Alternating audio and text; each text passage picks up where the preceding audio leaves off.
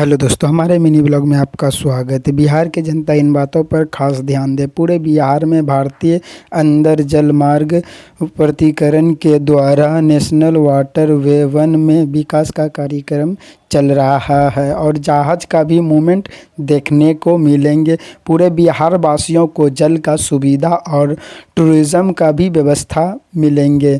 यह कार्य जो है हल्दिया से बनारस तक चल रही है। आइए जानते हैं क्या है सच्चाई। वीडियो में है पूरी जानकारी।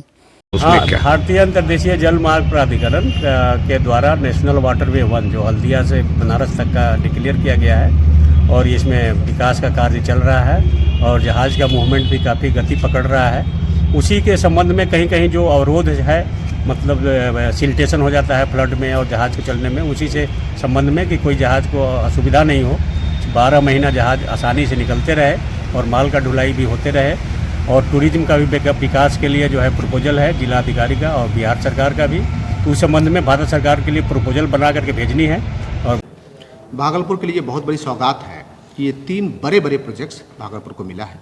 एक तो इनलैंड वाटरवेज में आपको स्पष्ट करना चाह रहे हैं कि जो वाटरवेज है हमारा, इसे हमें स्ट्रीमलाइन करना है और जो गंगा का जो पुराना हमारा चैनल था जिससे गंगा जी बहती थी, उस चैनल को एक्टिवेट करना है। और उसके 2-3 फ़ायदे हैं।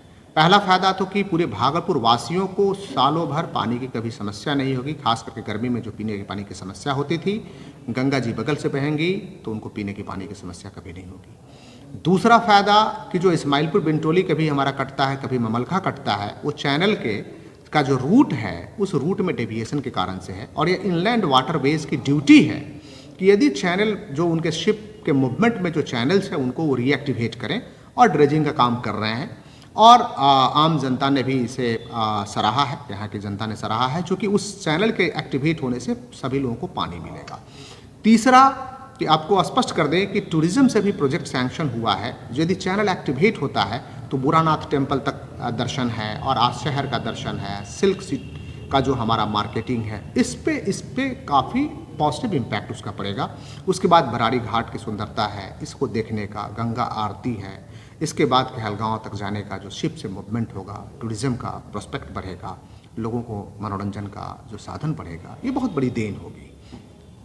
और जो मेराइन जो ड्राइव है, उस ड्राइव में काम जो सॉइल टेस्टिंग है उसका काम शुरू हो चुका है और हम लोग बहुत जल्द समन्वय बैठक भी करने वाले हैं। जो जितनी डिफरेंट एजेंसीज़ हैं, जिसमें कि इनलैंड वाटरवेज की भी एजेंसी है, जो रोड की एजेंसी है और जो फॉरेस्ट डिपार्टमेंट है, नगर है, तो सभी के साथ बहुत जल्द हम लोग बैठक करने जा रहे हैं इसी वीक में।